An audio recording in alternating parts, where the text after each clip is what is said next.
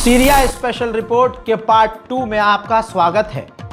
इससे पहले मैंने आपको अपडेट दिया कि सीरिया में क्या क्या हुआ और उसके जड़ों को समझाया। आगे आते हैं। अब सीरिया की जो लोग कह रहे हैं कि ईरान ने कब्जा कर रखा है सीरिया पर और सीरिया के लोग खुश हैं कि सीरिया से ईरान निकल रहा है।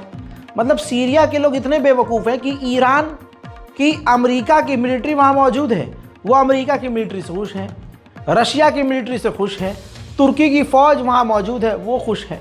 मतलब तमाम नॉन मुस्लिम मिलिट्री वहाँ मौजूद है, उससे सीरिया के लोग खुश हैं।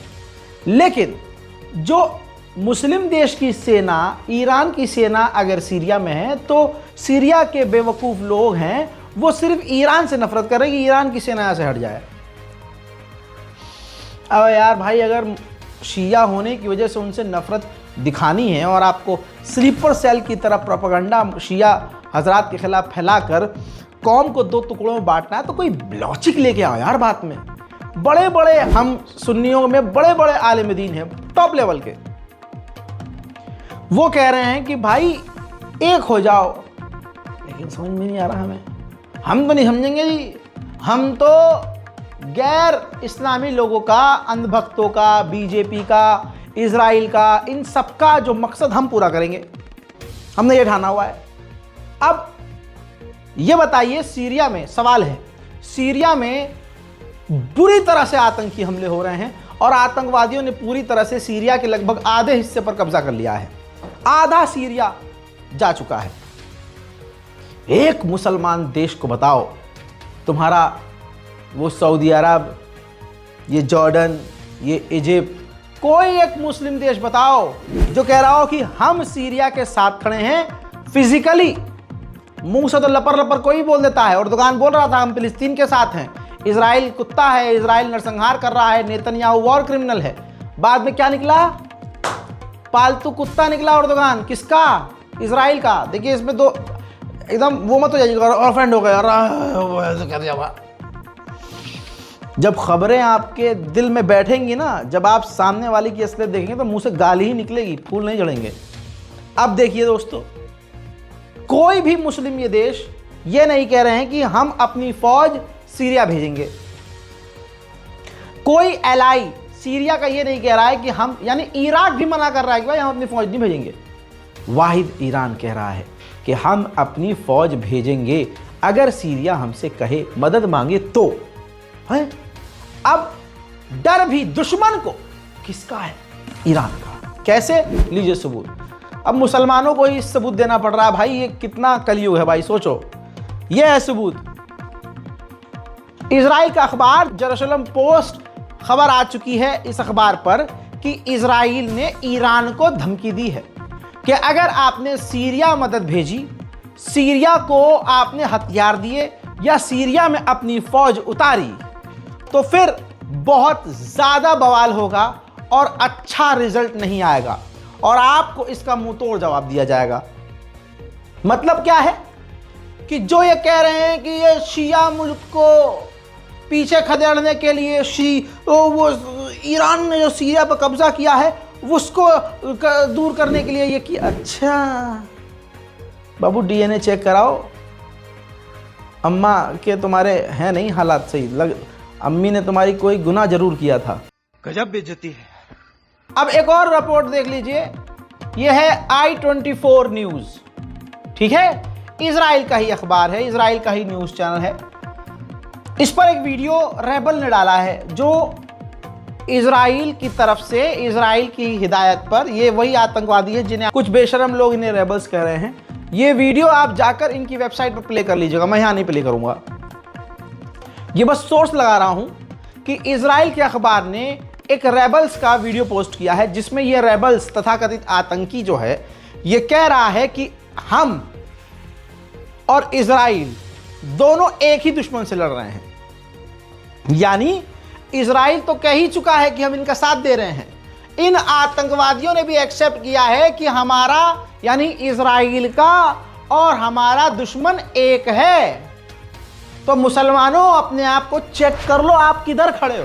अब वो जो स्लीपर सेल हमारे कमेंट सेक्शन में हग रहे हैं कि ईरान को मार देना चाहिए, पीछे शिया को खदेड़ना चाहिए, करबला तोड़ देनी चाहिए। देखिए, ये तो पता चल गया है उनके इन कमेंट से कि उनकी अम्मा ने बड़ी खयानतें की हैं। मोहल्ले वालों की मेहनत से वो पैदा हुआ बच्चा कमेंट में ईरान की बात नहीं है, ईरान को 10 गाली बको, लेकिन सीरिया जो इस वक्त एक ऐतिहासिक डिजास्टर से गुजर रहा है, यानी एक देश की पूरी सत्ता पलटने की बात हो रही है, और सिर्फ सीरिया के खिलाफ इसलिए जहर उगल रहे हैं ये लोग जो स्लीपर सेल हैं, क्योंकि ईरान सीरिया को सपोर्ट करता है, बस, और कोई वजह नहीं है। बाकी आप जानते ही हैं, हम लोगों को शिया लोगों से इतनी नफरत है कि हम तो पाकिस्तान में काटे पड़े हैं उन्हें। शिया जेनोसाइड लिखी है पाकिस्तान। तो भाई ये इंटरनेशनल लेवल का जो खेल चल रहा है, ये इस्लाम के दुश्मन का, अमेरिका इजराइल का खेल है, ये आप समझ ही नहीं सकते। इसे समझने के लिए आपको खबरों की तह में जाना पड़ेगा, सब चीज़ें लिंक करनी पड़ेंगी। अब आप समझिए, जो शॉर्ट में आपको बता रहा हूँ, लोग कह रहे हैं कि हम तो सीरिया के साथ हैं, ईरान की फ़ौज वहाँ से निकलनी चाहिए। अच्छा, अगर आप सीरिया के साथ हैं, इजराइल सीरिया, अमेरिका सीरिया का भला चाहता है, तो मुझे ये बताओ, इजराइल सीरिया की ऑफिशियल मिलिट्री पर हमला क्यों कर रहा है? यह है, देखिए अपडेट, इजराइल ने सीरिया की ऑफिशियल फौज पर हमला किया है और उनके तबाह कर दिए हैं हथियार, यानी उनको डिसमेंटल करने की कोशिश कर रहा है इजराइल, उनको निहत्ता करने की कोशिश कर रहा है। और ये बेवकूफ कुछ मुसलमान समझ नहीं रहे हैं कि इजराइल का अपना मकसद है द ग्रेटर इजराइल, नहीं आएगा समझ में। वहीं रशिया का क्या मकसद भाई?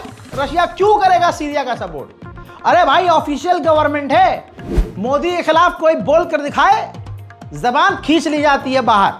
हमें पता है भाई, गवर्नमेंट के खिलाफ कोई विपक्ष का नेता भी खुला नहीं बोल पा रहा है?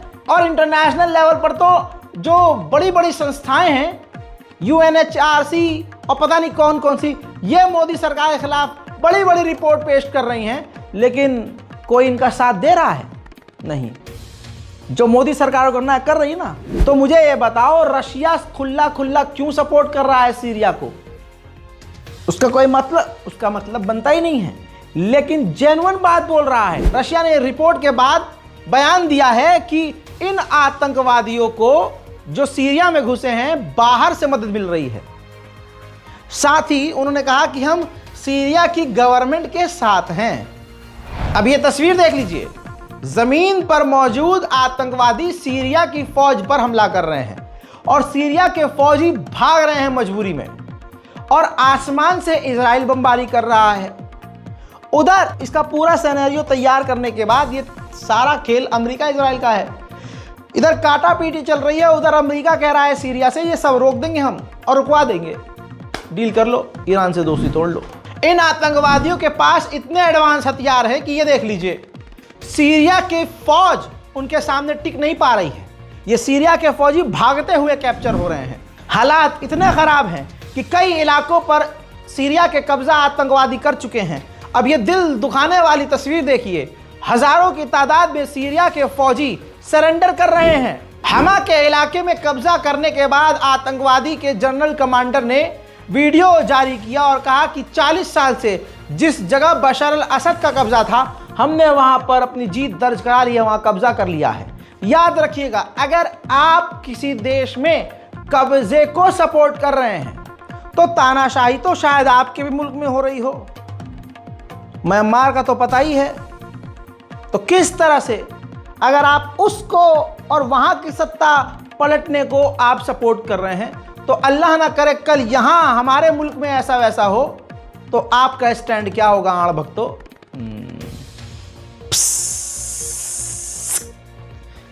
देखिए, बिस्मिल्लाहिर्रहमानिर्रहीम। उबश्शिरुकुम इख्वानी अन इख्वानकुम मुजाहिदून अथ-थुवार क़द बदअू बिद्दुखूल इला मदीनति हमा लितطهير ذاك الجرح الذي استمر في سوريا لمدة 40 عاما। أسأل الله عز وجل أن يكون فتحا لا ثأر فيه بل فتحا كله رحمة ومودة والحمد لله رب العالمين। क्योंकि एडवांस इनके पास हथियार हैं, तो इनके सामने ये सीरिया की कमजोर फौज कैसे टिकेगी? बशर अल असद की फौज के टॉप लेवल के कमांडर, जनरल लेवल के कमांडर मारे गए हैं, शहीद हो गए हैं। साथ ही जगह जगह जहां ये कब्जा कर रहे हैं, वहां मौजूद लोकल जेल को तोड़कर अपने समर्थकों को आजाद करवा रहे हैं।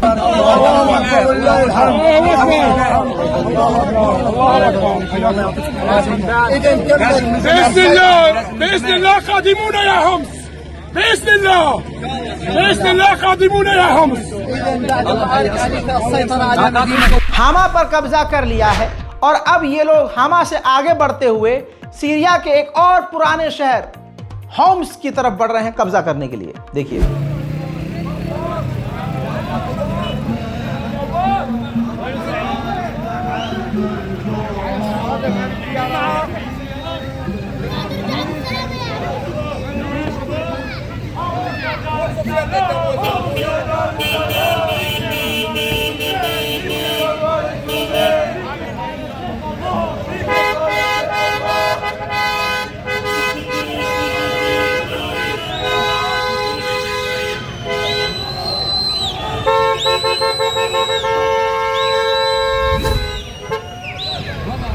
जिन लोगों को अभी भी कंफ्यूजन है कि तुर्की का इसमें हाथ नहीं है, तो तुर्की का हाथ नहीं, मुंह, गर्दन, पांव, पिछवाड़ा सब कुछ है। ये देखो, इन आतंकवादियों ने सीरिया के कई बड़े इलाकों में, हामा से लेकर बड़े बड़े इलाकों में तुर्की का झंडा लहरा दिया है। हाल ये है कि तुर्की की महिला पत्रकार भी उन आतंकवादियों के साथ एज अ पत्रकार उनको कवर कर रही है, जैसे इजराइल करता है। ये क्रोनोलॉजी समझने में आपको ज्यादा तकलीफ नहीं होनी चाहिए, क्योंकि 1.5-2 साल से आप इजराइल का हर कांड देख रहे हैं। उधर इन आतंकवादियों ने हामा के गवर्नर के घर पर, उनके बंगले पर कब्जा कर लिया है। अल्लाहु अकबर मुहाफ़ज़त हमा التي حررها في إدارة العمليات العسكرية هم إخوان المجاهدين داخل مبنى المحافظة في محافظة حما. الله أكبر. الحمد لله الذي من علينا هذا الفتح. الله أكبر. قادمون يا دمشق، قادمون بإذن الله تعالى، بإذن الله تعالى من قصر محافظة حما، والله الحمد والمنة. الله أكبر. الله أكبر والعزة لله. إذن ننقل لكم عدسة الإعلام إلى داخل مبنى المحافظة في محافظة حما. फिलिस्तीन में कब्जा किया, लोगों को मारा, नरसंहार किया और अमेरिका ने कहा कि इसका जिम्मेदार ईरान है।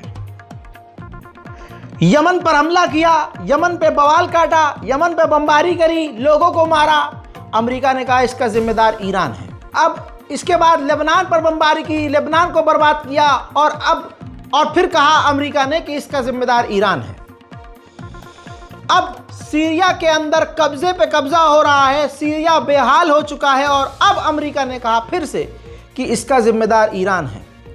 सोते ये बच्चे हैं तो कहते हैं ईरान, सुबह उठते हैं तो कहते हैं ईरान, हगते हैं तो कहते हैं ईरान, मूतते हुए कहते हैं ईरान, खाते हुए, पीते हुए, सोते हुए, जागते हुए, चलते हुए, उठते हुए, बैठते हुए डर है इनको सिर्फ एक का, नाम है जिसका ईरान। ईरान का समर्थन नहीं कर रहा हूं मैं आपको फैक्ट बता रहा हूं, वरना मेरे पल्ले से है क्या भाई कुछ। ईरान को तुम भाई मिसाइल मार दो, तुम्हें इतनी नफरत है तो। किसी के बाप के अंदर इतनी औकात नहीं है कि इजराइल और अमेरिका के खिलाफ जिस तरह की बातें ईरान बोल देता है तुम बोल के भी दिखाओ। बोल तो तुर्की बहुत रहा था इजराइल के खिलाफ, एक मिसाइल भी सस्ती मार के दिखाई। कुर्दोगलू, यही अगर आपने अर्तुगरुल गाजी देखा है तो वो कुर्दोगलू का कैरेक्टर है, वो आज के बहुत सारे मुसलमानों का कैरेक्टर है। मैं पहले से ही कहता आ रहा हूँ, ग्रेटर इजराइल के ही सबका अपना अपना। अमेरिका का मकसद ये है कि भाई सीरिया की ज़मीन में जो तेल और ईंधन है वो हमारे हाथ में आ जाए। इजराइल का अपना मकसद है, ग्रेटर इजराइल में पूरा सीरिया आता है तो हम सीरिया पर कब्जा करेंगे। लेबनान पर आधा कर लिया, गाज़ा पूरा खा गए, आधे से ज़्यादा फ़िलिस्तीन खा गए। इजराइल का अपना मकसद, अमेरिका का अपना मकसद, तुर्की का अपना मकसद, अपने अपने लिए लड़ रहे हैं बस, क्योंकि सबने दुश्मन एक चुन लिया है और सब मिलकर पहले उसको ख़त्म कर रहे हैं। ये चीज़ें बहुत आसान है समझने में, लेकिन पता नहीं भारत और पाकिस्तान के मुसलमानों को क्या हो गया है। अब आप देखिए कि इजराइल को पता है कि ये खेल गंदा खेल दिया उसने। खबर यह है कि इजराइल अपने सीरिया और इजराइल के बॉर्डर पर रेड अलर्ट पर है पूरे हथियारों के साथ। मेरे दोस्तों, सीरिया में अमेरिका और इन आतंकियों का कब्जा हो चुका है लगभग। ये सीरिया का मैप है। जो लाइट ग्रीन है यहां पर अमेरिका का पूरी तरह से कंट्रोल है सीरिया में। अब ऊपर आप डार्क ग्रीन जो एरिया देख रहे हैं, 2 जगह डार्क ग्रीन एरिया आपको नजर आएगा। ऊपर की तरफ देखिए, इन जगह पर आतंकवादियों ने, रेबल्स ने कब्जा कर लिया है। और ये जो लाल लाल एरिया, डार्क और ये लाइट रेड एरिया आप देख रहे हैं, ये अभी फिलहाल बशर अल असद के ही कंट्रोल में है। अबू मोहम्मद अल जोलानी, कई सारे आतंकवादी संगठन मिलकर सीरिया पर कब्जा कर रहे हैं। ऐसे में एक ग्रुप का लीडर अबू मोहम्मद अल जोलानी जनता के सामने आया है। याद रखिएगा, ये वो जनता सीरिया की नहीं है, ये उसी के इलाके हैं। और इसमें कोई बड़ी बात नहीं है।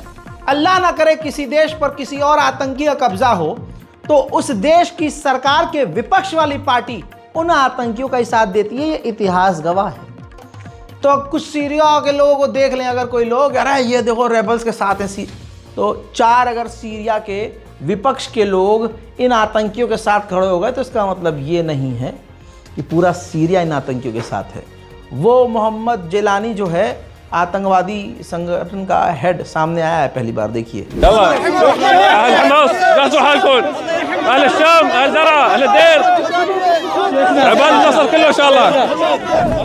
हाल देखिए सीरिया का बहुत बुरा है। सीरिया की फौज बिल्कुल खोखली है और सीरिया के फौजी अपने अपने बेसिस को छोड़कर भाग रहे हैं। देखिए 5/12/2024 أمن الدولة اللي كانت بالرستان كان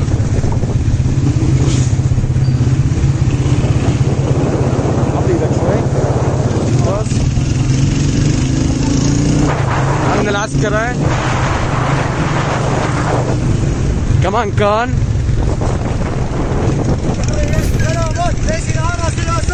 अब सीरिया की फौज इतनी ट्रेन तो है नहीं। अब सीरिया की फौज हेलीकॉप्टर से रेबल्स के इलाके पर बमबारी कर रही थी, गोलीबारी कर रही थी। उन आतंकियों ने सीरिया के उस अटैक हेलीकॉप्टर को भी मार गिराया है।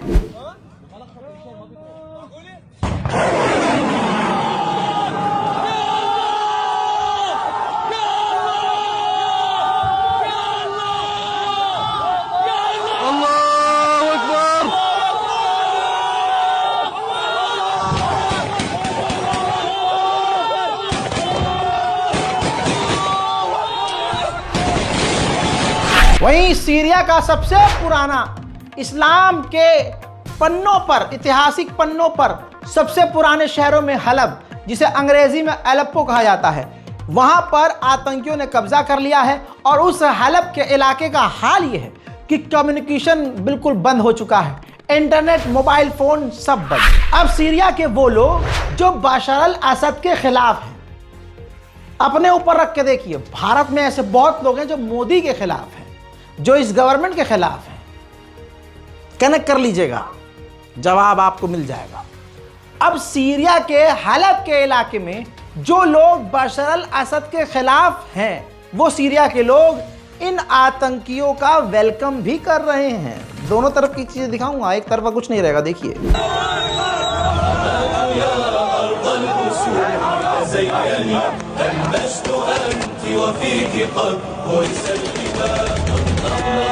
الفجار في إجرامهم ورموك بالموت الزؤام وبالمنام محمد يا أرض الأسود تزيني المجد أنت وفيك قد هرس الإمام أغلق الفجار في إجرامهم ورموك بالموت الزؤام وبالمنام। सीरिया और रशिया की फौज ने मिलकर जो पिछले 1 हफ्ते से इन आतंकवादियों को रोकने के लिए इन पर बमबारी की है, क्या आप सोच सकते हैं 2000 आतंकवादी मारे गए हैं। 2000। सीरिया के हालात बद से बदतर हो चुके हैं। इस मुद्दे पर ईरान के जनरल और रशिया के जनरल ने बात की है। हमा के इलाके में सीरिया में आतंकियों ने कब्जा कर लिया है, लेकिन मेरे पीछे इस तस्वीर को देखिए। सीरिया की फौज हमा के इलाके पर आतंकियों के ठिकाने पर हमले कर रही है। ये ताज़ा एक्सक्लूसिव तस्वीरें हैं, लेकिन मजबूरी है कि इसको मैं आपको फुल स्क्रीन पर और अलग से नहीं दिखा सकता हूं। यूट्यूब कम्युनिटी गाइडलाइन को पूरा फॉलो करना पड़ता है, वरना बहुत प्रॉब्लम होती है। हामा में कब्जा हो चुका है और अगला कब्जा करने के लिए आतंकवादी होम्स के इलाके में घुस रहे हैं। अब इस हामा के लोग, सीरिया के लोग और होम्स के लोग जो सीरियन लोग हैं, वो बेचारे अपने घरों को छोड़कर दमिश्क की तरफ, बिल्कुल सेंट्रल सीरिया की तरफ जा रहे हैं, अपने इलाके को छोड़कर। बिल्कुल गाजा और फिलिस्तीन के स्टाइल में हो रहा है सब कुछ। देखिए, هاي مقابل كلية الطب. هاي مشفى الجامعة، مشفى جامعة الباس.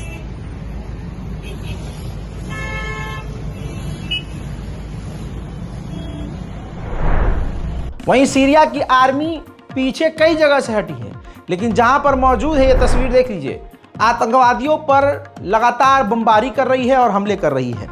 अब भारी हथियारों के साथ और मिसाइल सिस्टम के साथ, मेरे साथ ये तस्वीर देखिए, इजराइल की सेना होम्स के इलाके की तरफ आगे बढ़ रही है। गाड़ियां हैं, टैंकर हैं, आर्म व्हीकल्स हैं, बड़े हथियार हैं। रशिया भी सीरिया का साथ देते हुए, क्योंकि अब होम्स के इलाके पर कब्जा आतंकियों का हो चुका है, तो उस होम्स के इलाके पर रशिया बमबारी कर रहा है। देखिए,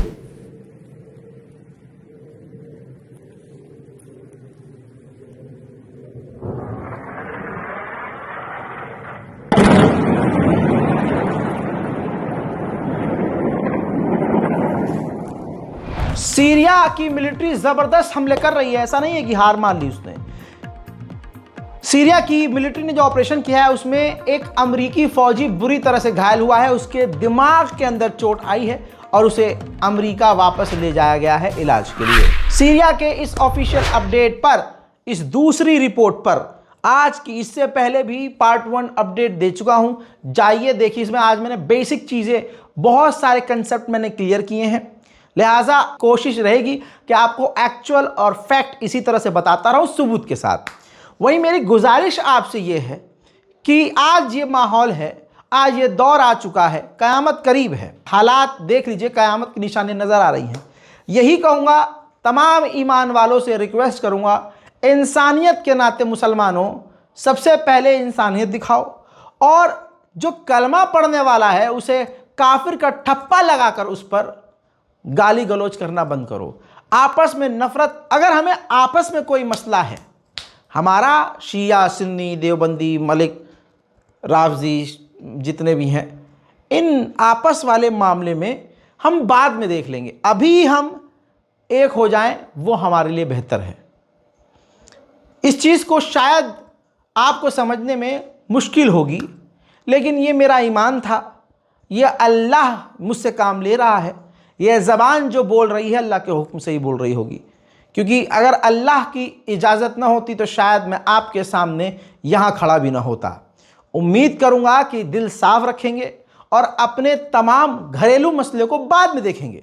अभी हम सबको इस दिमाग से सोचना होगा कि हम सब मुसलमान हैं। जय हिंद।